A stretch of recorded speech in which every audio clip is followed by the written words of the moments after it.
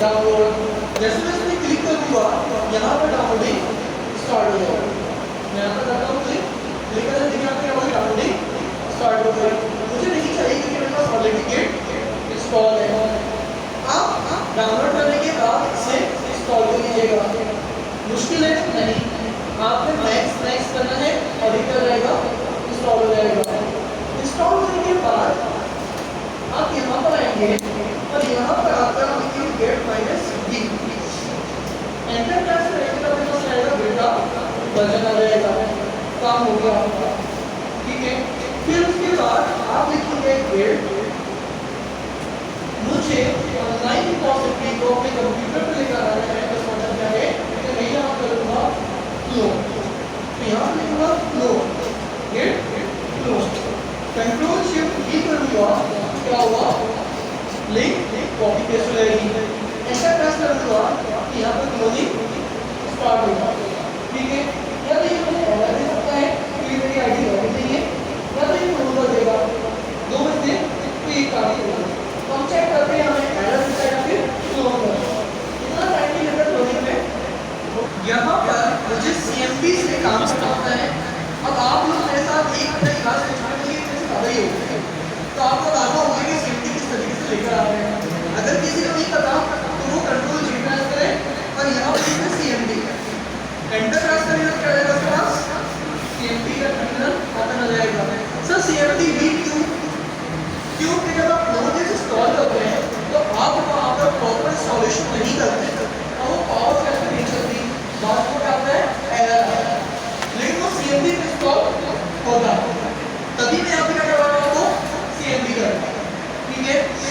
अब यहाँ पर आऊँगा तो यहाँ पर आने के बाद मैं अभी कहाँ पर मौजूद हूँ, मैं जेटी कंसर्ट ये फोल्डर है मेरे पास, मैं जेटी कंसर्ट मुझे कहाँ है प्रोजेक्ट के फोल्डर के अंदर है और पूरा देखिए सॉफ्टवेयर टैग प्रेस करो ऑटोमेटिक कंप्लीट हो जाएगा, ठीक है। टैग प्रेस करो ऑटोमेटिक कंप्लीट हो जाएगा, ठीक है।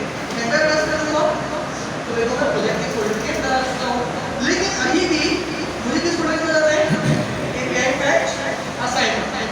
उसके लिए मैं क्या करूँ, उसके लिए मैं यहाँ पर लिखूँ CD लिखने के बाद स्पेस और यहाँ लिखूँगा API पैच असाइनमेंट, ठीक है। एंटर प्रेस करूँगा। अब यहाँ पर मैं एक फोल्डर की तरह नाम देता प्रोजेक्ट, फिर दूसरे फोल्डर की तरह नाम देता API पैच असाइनमेंट। अब मैं मौजूद हो जाऊँगी और कमेंट बताएगी सर ठीक है। अच्छा भाई मैं अगर फोल्डर के अंदर नहीं गया था या CMP से तो दोनों ठीक पड़े, क्योंकि हमें जो काम करना है वो HTML की फाइल से करना है, तो मुझे जावास्क्रिप्ट टर्मिनल से करनी ही नहीं। ये तो मैंने सिर्फ आपको एक प्रैक्टिस करवाया, एक वार्म अप करवाया है, क्योंकि आप एक हफ्ते बाद जब आते हैं तो आपको फ्लैश करते हैं, तो उसमें क्या करवाया है आपको वार्म अप करवाया है कि किस तरीके से फोल्डर के अंदर जाते हैं। मतलब वो फिर कभी आप काम कर रहे हो और आप फाइल नहीं कर रही हो आप परेशान हो जाए, तो जैसे आपके पास फाइल नहीं कर रहे हो आप लिखा हुआ है मॉड्यूल नॉट फाउंड, तो इसका मतलब है कि आप दो गलती कर रहे हैं। पहला आप फाइल का नाम सही दे रहे हैं, दूसरा आप उस फोल्डर की डायरेक्टरी पर मौजूद हैं जहां पर आपका फोल्डर या फाइल मौजूद है। तो फौरन से आपको दो काम देखना है, क्या फाइल का नाम गलत तो नहीं दे रहे आप, या अगर आप फाइल का नाम सही दे रहे हैं तो क्या डायरेक्टरी पर आप मौजूद हैं या नहीं, ठीक है। अभी फिलहाल मुझे इसका नहीं मैं आऊँगा यहाँ पर कैंसिल करेगा, ठीक है। कैंसिल करने के बाद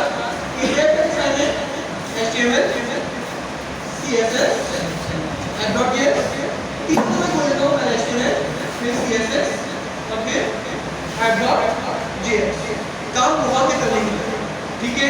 मैं सिर्फ 10 मिनट बताऊँगा जिसमें आपके पास फ्रंट एंड का पूरा संचालन है कि हम इसके अंदर क्या करने वाले कैसे करने वाले हैं। फिर उसके बाद यहाँ पर ब्लॉक के साथ कैसे काम करेंगे वो समझना होगा और फिर आपने प्रैक्टिस स्टार्ट करना है, ठीक है। अब यहाँ HTML पर आया, HTML पर आने के बाद प्रैक्टिस करने का सबसे बेहतरीन रूल कि जैसे असाइनमेंट बना हुआ है उसको बिल्कुल सेम टू सेम बनाएंगे। जब वो असाइनमेंट आपको बिल्कुल क्लियर हो जाए कि ये असाइनमेंट बना कैसे, फिर अपनी तरफ से क्लासेस का नाम दें, आपकी तरफ से आप लाइन को ऐड करें या रिमूव करें, आपकी मर्जी। मैं सिर्फ इस असाइनमेंट को नहीं रोकूंगा, एपीआई फैक्ट्री में 3 से 4 साल करवाने वाला हूं, ठीक है। तो हम इस पूरे कॉन्सेप्ट को समझेंगे काम कैसे हो रहा है और उसके बाद हम आप असाइनमेंट करते चले जाएंगे। ये मेरे पास क्या है, HTML की फाइल, फिर मेरे पास CSS की फाइल, फिर मेरे पास एप्लेट की फाइल। अब इसमें होगा क्या, बोलेंगे मैं आपको गो लाइव पर क्लिक करूंगा, इतना तो सीख लेना आपको होगा। तो पुराने स्टूडेंट के जो न्यू स्टूडेंट है उनको मसला नहीं होना चाहिए कि आप HTML की फाइल खोलें और गो लाइव पर क्लिक कर दें। गो लाइव पर जैसे मैं क्लिक करूंगा तो यहाँ पर देखिए कि आगे मेरे पास यूजर लिस्ट आगे। अब यहाँ पर यूजर लिस्ट कैसे आए सर, H1 HTML के जरिए एडिंग बंदा आपने सवाल किया, H1 के जरिए आपने क्या किया उसको यूजर लिस्ट में आया। फिर उसके बाद फिर क्या यहाँ पर एक बटन ऐसे ही है और इस बटन का क्या था, लोड यूजर, और आपने बैकग्राउंड पर कलर डाल दिया और बटन पे आपने डिजाइनिंग कर दी, हेडिंग पे क्या कर दिया, वाइट कर दिया। अब यहाँ पे एक बारीक सी चीज है, क्राउड। जब भी मैं इस बटन पर क्लिक करूंगा तो यहाँ पर API कॉल होगा। What is API? Application programming interface. हमारी मिसाल के मुताबिक यहाँ पर अगर कोई हैकाथॉन के अंदर लैपटॉप यूज करता तो उससे हम लेते ट्रेड, बेचारे बच गए, ठीक है, बेचारा अभी बच गए, नेक्स्ट टाइम वही बचेगा इंशाल्लाह।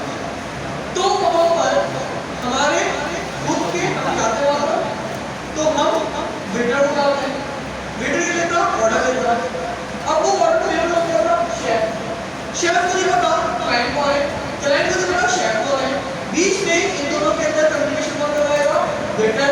तो हम उस वेटर को अपने पास क्या कह रहे हैं, API। हम कह रहे हैं फ्रंट एंड है, फ्रंट एंड होता है क्लाइंट साइड। ये टेक्निकल वर्ड है, ये तो बहुत कम आएगा, और जब हम ये के बाद बैक स्टार्ट करेंगे उसके अंदर तो बिल्कुल इस्तेमाल करेंगे, ठीक है।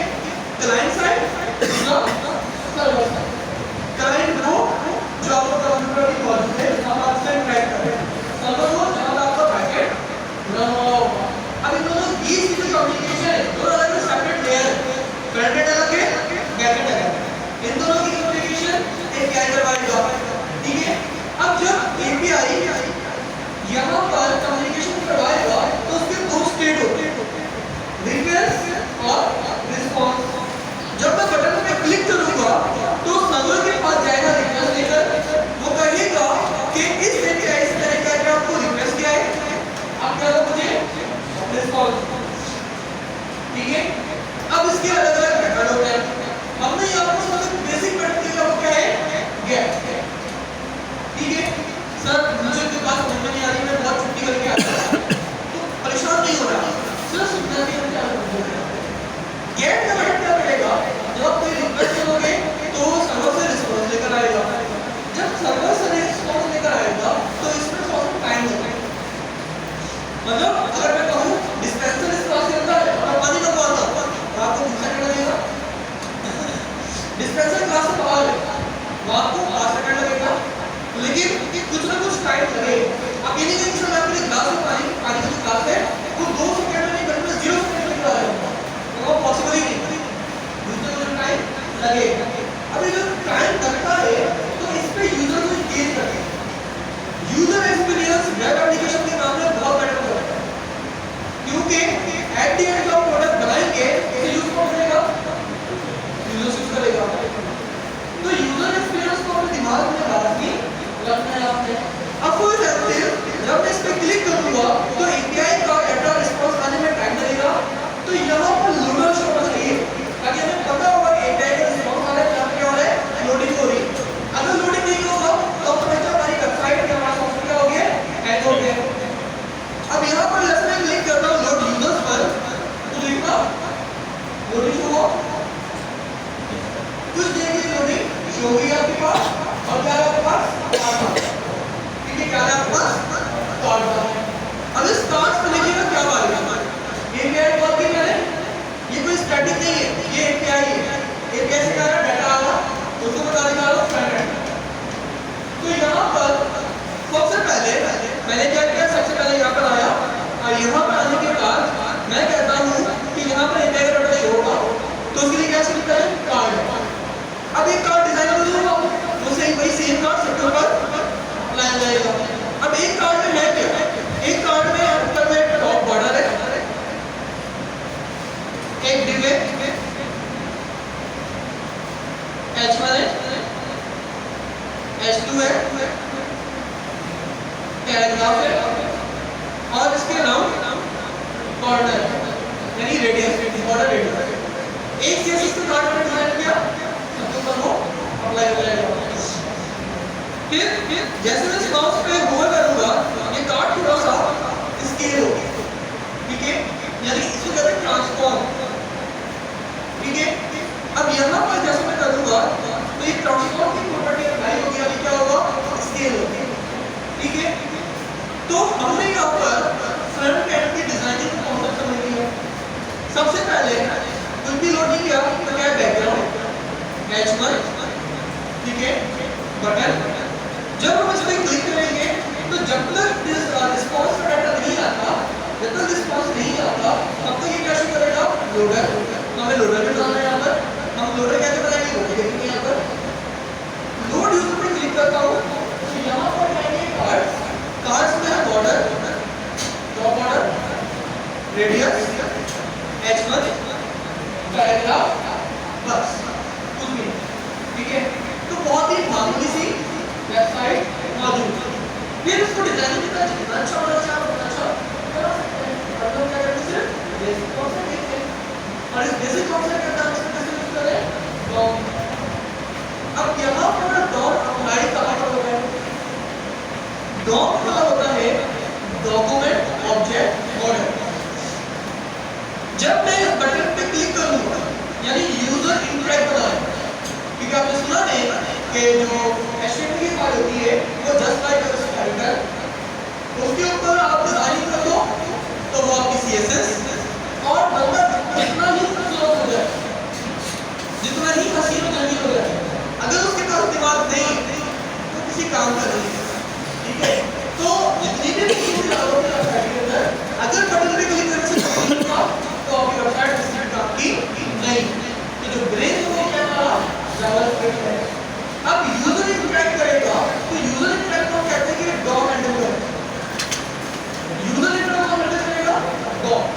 जब मैं बटन पे क्लिक करता हूं तो बटन पे क्लिक करने से क्या होता है, इसको हम डॉम के अंदर समझेंगे, लेकिन सारा काम इसको करो बटन पर क्लिक करने से, ठीक है।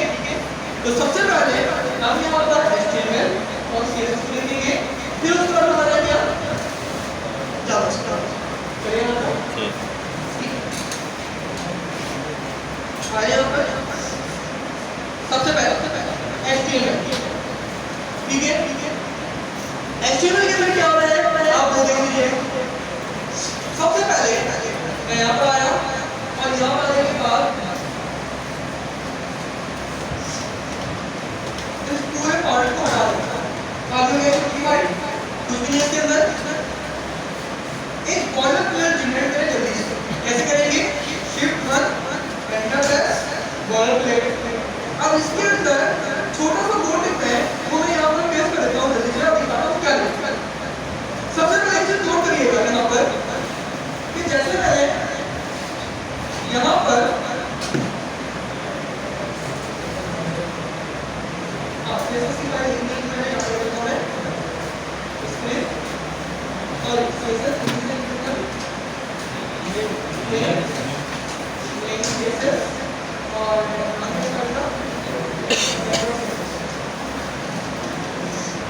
अच्छा अभी मैंने इंडेक्स में राइट देखिए कैसे लिख रही है, यहाँ पर आया दो लाइन पे क्लिक किया, यहाँ पर देखिए हमारा यूजर लिखा एक बटन। जैसे मैं इसके ऊपर यहाँ पर आता हूँ और यहाँ पर इंडेक्स की क्या अप्लाई करता हूँ, सब कुछ क्या हो गया सेंटर है। और अगर आप यहाँ पर कार्ड चुका हुआ है तो कार्ड भी क्या आपके सेंटर है, ठीक है। तो हमें एक बात पता है वो क्या है कि यहाँ पर सारी चीज अगर सेंटर पर है तो ये किसी कंटेनर के अंदर मौजूद है, इस खास डिस्क के अंदर मौजूद है। तो यहाँ पर मैं आया, मैं कहूँगा कि देखो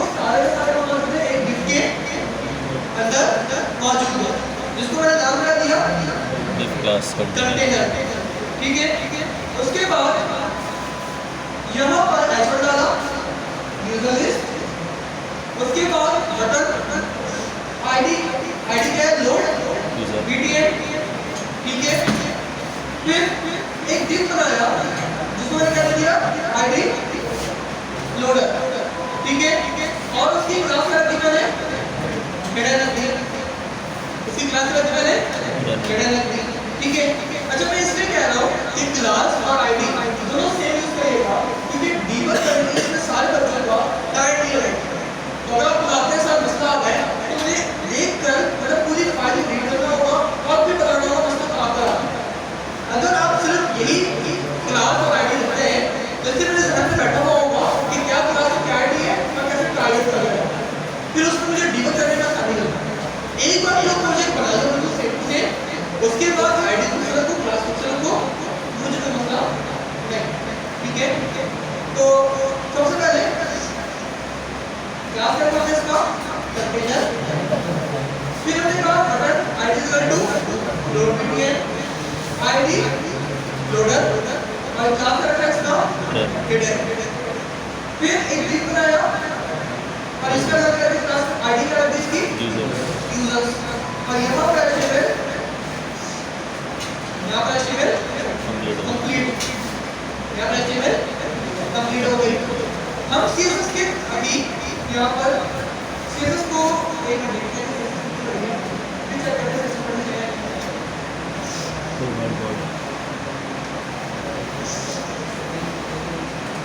चलो ठीक है, CSS ज़्यादा बड़ी नहीं है, हम पढ़ लेते हैं CSS, ठीक है।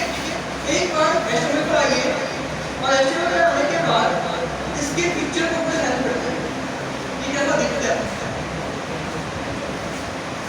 सही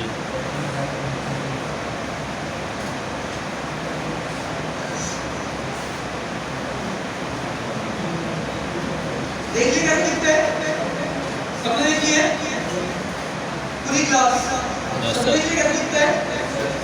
अब आइए यहाँ पर यहाँ पर क्लास को सेम यूज करेंगे, डिजाइन आपकी मर्जी का, जितनी अच्छी डिजाइन आपका अगर कुछ डिजाइन ना करने कोई नुकसान नहीं, ठीक है। क्लास को सेम यूज करेंगे। अब यहाँ पर सबसे पहले क्या रखेंगे, बॉडी में -0 पैडिंग 0 हमेशा की तरह। इससे क्या होता है, इससे ये होता है कि हमारे पास अगर तुम देखो तो हमारे पास यहाँ से जो CSS अप्लाई होती है बाय डिफॉल्ट वो रिसेट हो जाएगा। अगर मैं आपको यहाँ से 0 लगा दूँ तो रिजल्ट बहुत रिजल्ट होगा, ठीक है। CSS क्या हो गया, रिसेट हो गई। अब हम जो भी प्रॉपर्टी अप्लाई करेंगे वो सेम टू सेम अप्लाई होगी, वहाँ पर किसी और वैल्यू का एडिशन नहीं होगी। -0 कर दिया आपने, पूरे बॉडी में फॉन्ट सेम रहेगा, ठीक है। इसको कहते हैं यूनिफॉर्मिटी। अगर आपके सॉफ्टवेयर में यूनिफॉर्मिटी नहीं है तो आपका सॉफ्टवेयर खुद ब खुद अगली दिखेगा, मतलब बदसूरत दिखेगा। तो यूनिफॉर्मिटी बहुत ज़्यादा जरूरी है। यहाँ पर मैंने फॉन्ट फैमिली रख दिया, जो भी आप उसको चाहें आपकी मर्जी है। फिर मैंने कहा जनाब यहाँ पर आप बैकग्राउंड रख सकते हैं।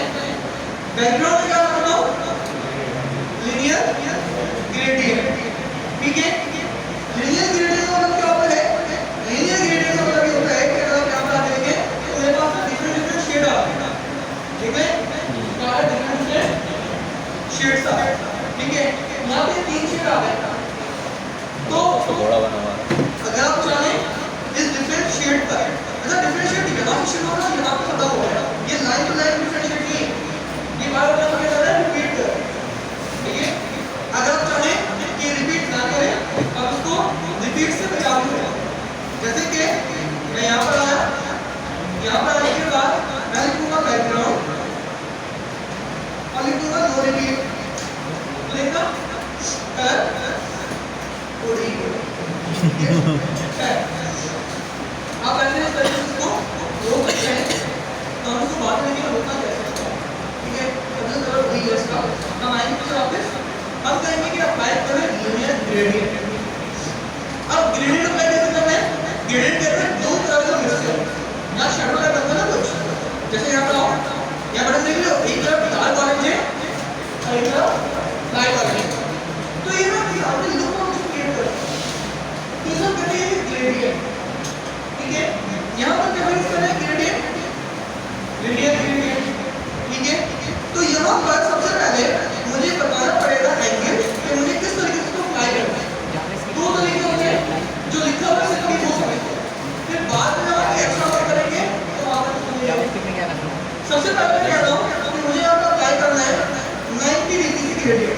अरे ठीक है, तो मैं 90 डिग्री से ग्रेटर अप्लाई करता हूँ, देखो इसको क्या हो गया, एक ही कलर अप्लाई हो गया, यहाँ पर कुछ कलर है और यहाँ पर कुछ कलर है।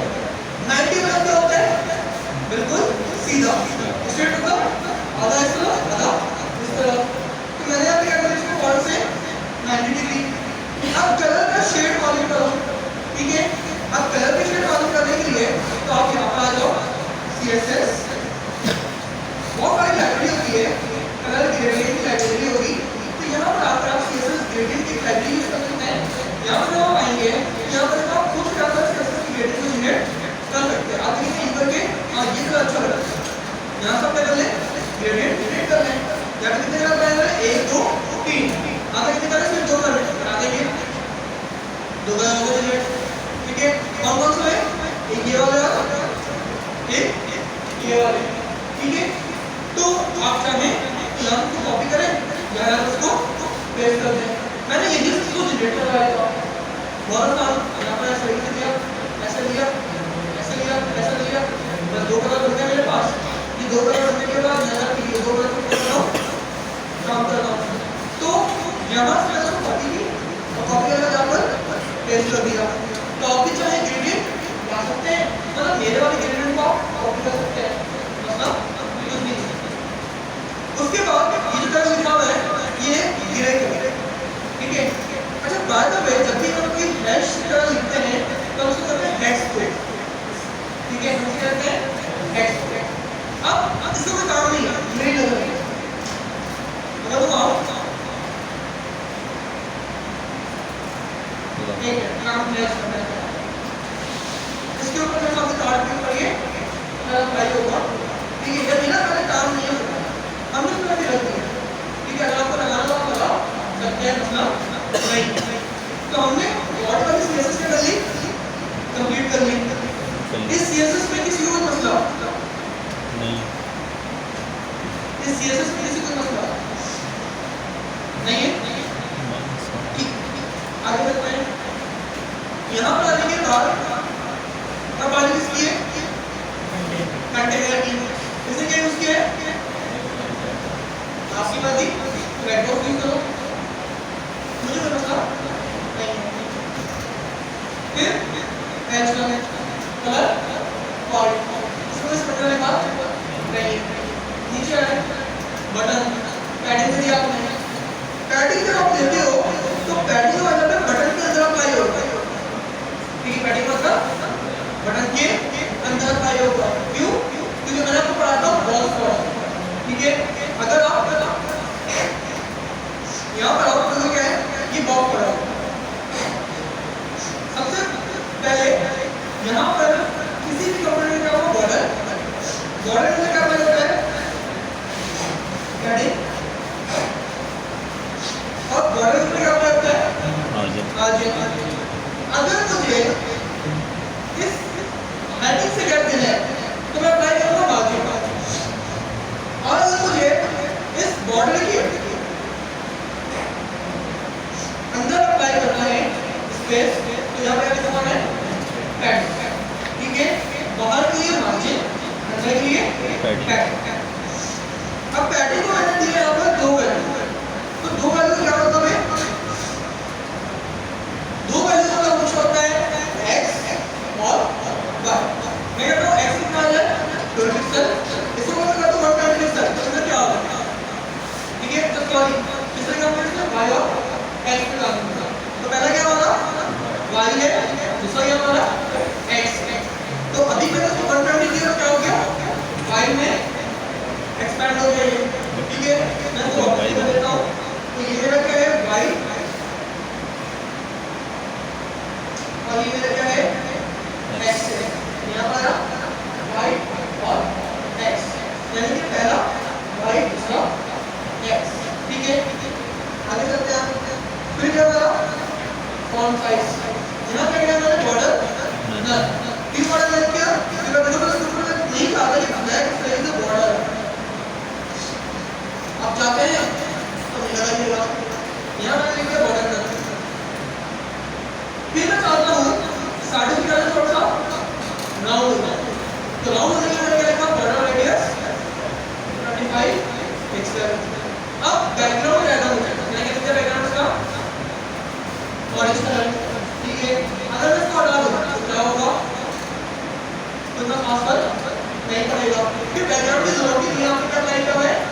है एरिया का टाइम क्या है। यहाँ पर मैं नीचे आया तो लिखता है बैकग्राउंड, और बैकग्राउंड में क्या लिखा है एरिया रेडियन। अब यहाँ पर रेडियन कैसे चाहिए आपकी बात है। यहाँ पे क्या 45 डिग्री, 45 डिग्री का ये 90 होता है, ये क्या होगा 45 होगा। ठीक है, अब ये बताइए एंगल आपको चेक करना पड़ेगा। अच्छा एंगल के ऊपर आपको टेंशन नहीं है, मैंने आपको लाइन बताई है कि ये सब रेडियन की कितने में तो आपको एंगल मिलेगा। जब एंगल आना चाहोगे तो आपको एंगल मिलेगा, आप चाहो यहाँ पर एंगल अगर ऊपर आ जाए नीचे आ जाए यहाँ पर आ जाओ, आप अगर सही दिखा दे तो क्या हो गया एंगल बनेगा। सर मुझे एंगल कौन सा भी नहीं पता, 90 का 90 क्या होता है आपको पता होता है। आप यहाँ पर आओ, यहाँ पर आने वाला अपने बटन दबाओ, जहाँ पे आपको चाहिए आपको नहीं किस तरीके से यहाँ पर आओ कॉपी बनाएंगे और यहाँ पर क्लिक दो। ठीक है, पहले करते हैं यहाँ पर 45 डिग्री और दो कलर जैसा क्या दिए साइन कर, एक डार्क एक लाइट। ठीक है, अब नीचे आया कलर क्या था मैंने व्हाइट रखा, पेपर क्या था मैंने व्हाइट कलर रखा, ट्रांजिशन क्या रखी मैंने 0.3 सेकंड 0.3 सेकंड। क्लियर है? Yes sir.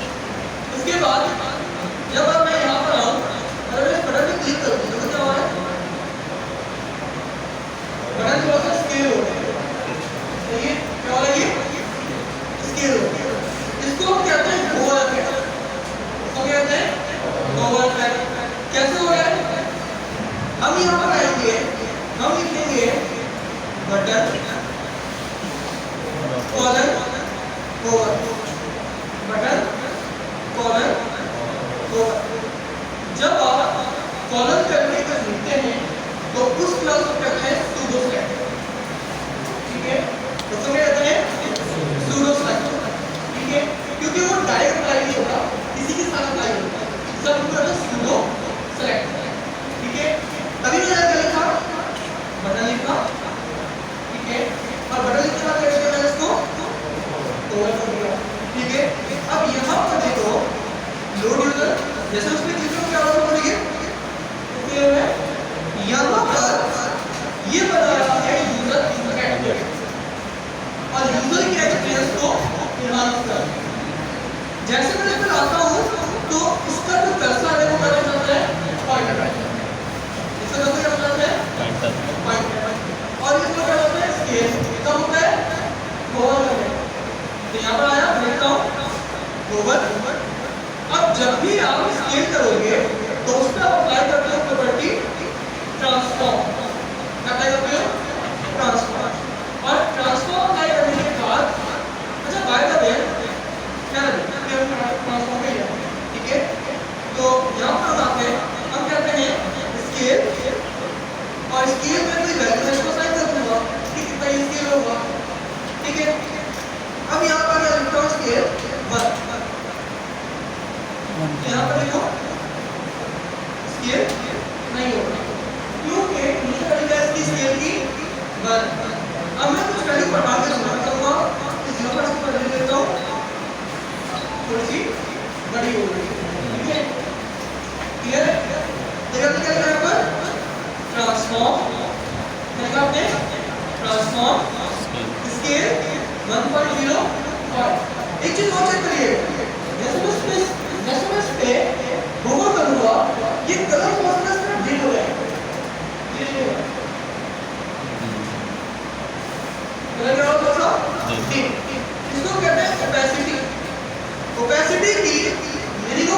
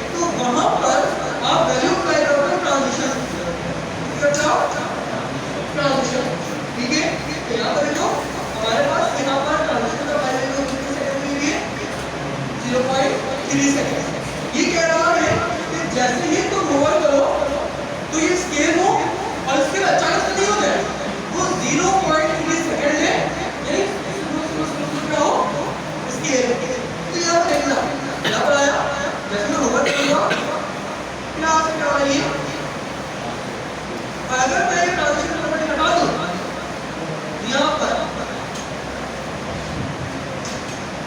तो देखो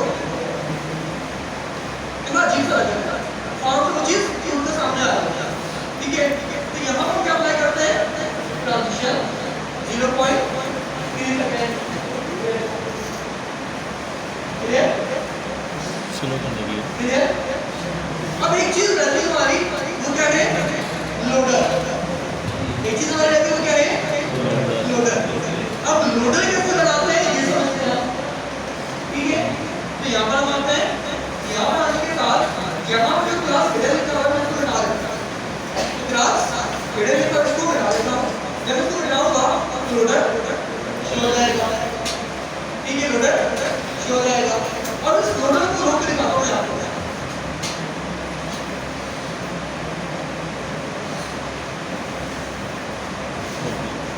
ठीक है अब समझिए मैं एक ही चीज तोड़ के बता रहा हूँ मैंने कलर छोड़ दिए कैसे निकला कलर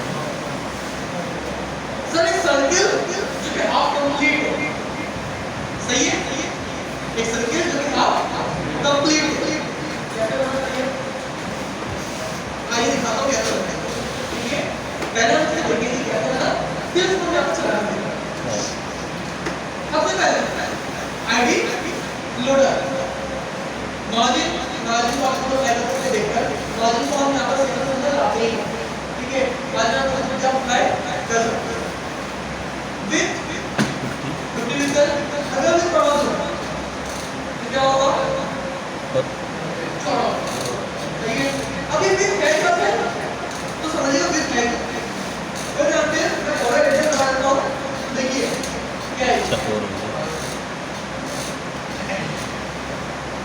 क्या ये स्क्वायर सर बॉर्डर स्क्वायर सही है बॉर्डर क्या का border sir border right border bottom border left तो बॉर्डर मौजूद नहीं है ठीक है विद क्या रखी आपने विद की 50 पिक्सल छोटी हो गई हाइट रखी आपने 50 पिक्सल इससे क्या होगा 50 पिक्सल हाइट हो गई सेम हो गई तो ये मेरा स्क्वायर क्या हो जाएगा स्क्वायर ठीक है हाइट और क्या है सेम है लेकिन मैंने इसके ऊपर वाला बॉर्डर अप्लाई नहीं किया कैसे नहीं किया ये भी बात है तो यहाँ पर मैं आऊंगा मैं लिखूंगा यहाँ पर बॉर्डर सही है सर एक सबसे पहले बॉर्डर सही है सबसे पहले border 5 pixel solid white border 5 pixel solid white ये देखो अंदर border 5 pixel solid white solid नहीं करो तो इसको करो डैश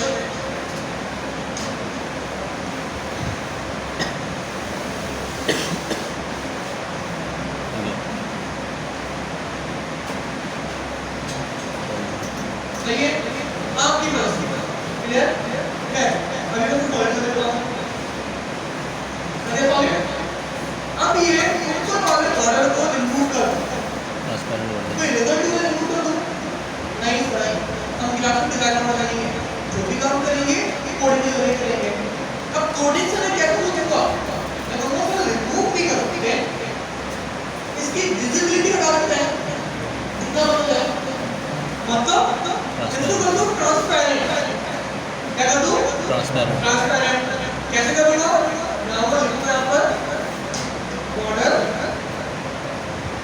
कौन कलर में टॉप में तो क्या होगा 5 पिक्सल नीचे होगी इसकी सॉलिड हो रही है और क्या होगा ट्रांसपेरेंट देखो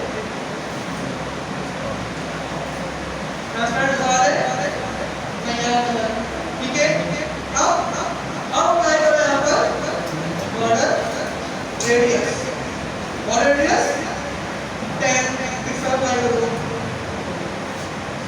पूरा बोलिए अच्छा 20 कर दो नहीं 30 कर दो नहीं हो गया हुआ लेकिन इसको मैं 40 कर दूं एक बार करते करते ना कुछ भी कर लो ये नहीं है ठीक है अगर इसको 50 कर दो ना ये मजीद और थोड़ा चला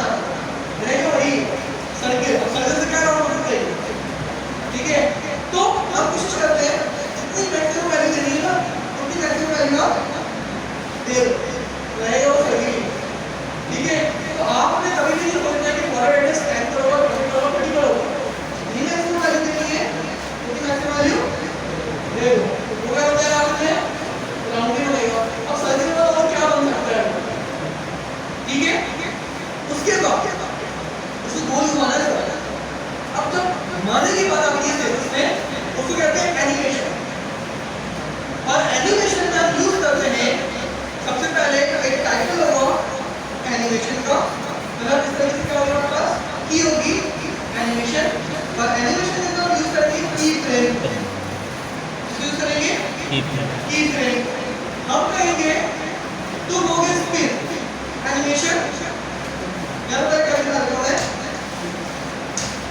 देखो एनिमेशन कैसे बनता है वो लिखा है। यहाँ पर हम यूज करेंगे पहले नेम आप कुछ भी दे सकते हो। मैं यहाँ पर आऊंगा नेम दे दूंगा,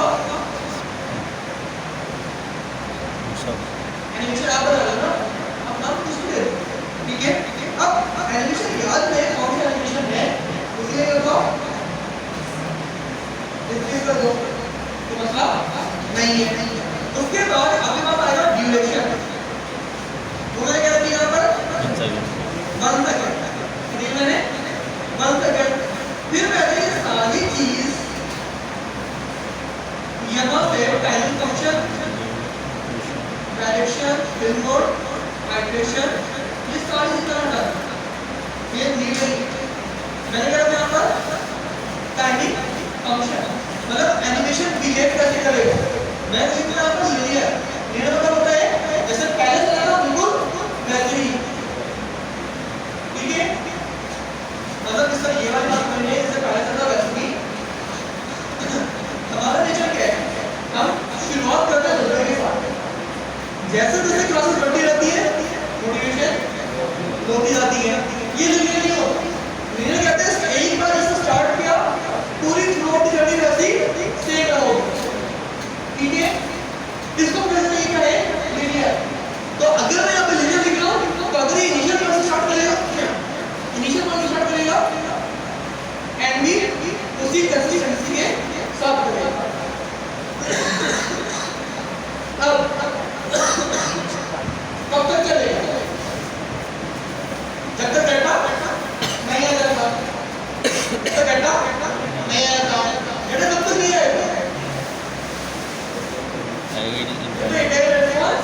नहीं आएगा। विद आस्क टाइम नहीं, इसको हम सीएसएस से लिख सकते हैं 4 सेकंड और 5 सेकंड चलो ये 2 सेकंड हम इसको कंडीशन बेस कर सकते हैं। कंडीशन क्या, डेटा आ जाए तो हाइड होगा, डेटा नहीं आता तो लगभग दो। जब बात आई कंडीशन की तो हम कंडीशन कब अप्लाई करेंगे, ठीक है। तो यहाँ पर अप्लाई होने का कहते हैं आप इनफाइनाइट, जब तक दिल करे तब तक घूमते चले जाओ, ठीक है। अच्छा ठीक है। और यहाँ पर जब आपने नाम रखा स्पिन, मुसा, जैन, एशर कुछ भी, तो इसलिए बनाने पड़ेंगे आपको 3 फ्रेम। या आपको एनिमेशन कंप्यूटर काफी ज्यादा होगा, असल बात नहीं, लेकिन जो भी आपको हो रहा है वो होगा, ठीक है। सबसे पहले मैं लिखूंगा @की फ्रेम, @की फ्रेम। एनिमेशन आपके पास 2 प्रॉपर्टी से बनता है, ट्रांसफॉर्म, ट्रांजिशन, ट्रांसफॉर्म, ट्रांजिशन। और इसमें कहते हैं सबसे मेन प्रॉपर्टी क्या है, मैं कहूंगा सबसे मेन प्रॉपर्टी ट्रांसफॉर्म। ट्रांसफॉर्म के बगैर एनिमेशन बन ही नहीं सकती, और ट्रांसफॉर्म अगर आप नहीं पढ़ा, ठीक है। तो ट्रांसफॉर्म हमारे पास तकरीबन कोई 15 से 20 टाइप की होती है, 15 से 20 टाइप की, ठीक है। मेरे पास वो पढ़ा हुआ है, ठीक है। अभी आगे क्लास में हो सकता है मैं ट्रांसफॉर्म करवा दूँ, ठीक है, क्योंकि मैं चाहता हूँ कि जब तक दिखे नहीं ना प्रॉपर्टी तब तक आप समझ नहीं पाए। तो मैं ये करता हूँ कि ट्रांसफॉर्म की जो 15 से 20 टाइप वो मैंने बना कर रखी हुई है। आप उसको देखोगे वो डब्बा कुछ ऐसा बड़ा होगा तो पता चलेगा अगर ऐसे बड़ा करना है ये प्रॉपर्टी लगेगी, एक डब्बा ऐसे बड़ा होगा तो उसमें ये करना है, एक डब्बा ऊपर मेरे बॉक्स होगा तो उसमें ट्रांसफॉर्म प्रॉपर्टी अप्लाई होगी, ठीक है। तो ये करके दिखाऊंगा। अब यहाँ पर मैंने की फ्रेम जब असाइन किया तो की फ्रेम में डिफाइन होता है लेवल्स, की फ्रेम में डिफाइन होता है लेवल। अब मेन चीज ये है कि मुझे थोड़ा सा सोच ही रह जाएगा कि मैंने आपको कैसे स्ट्रेस नहीं करा,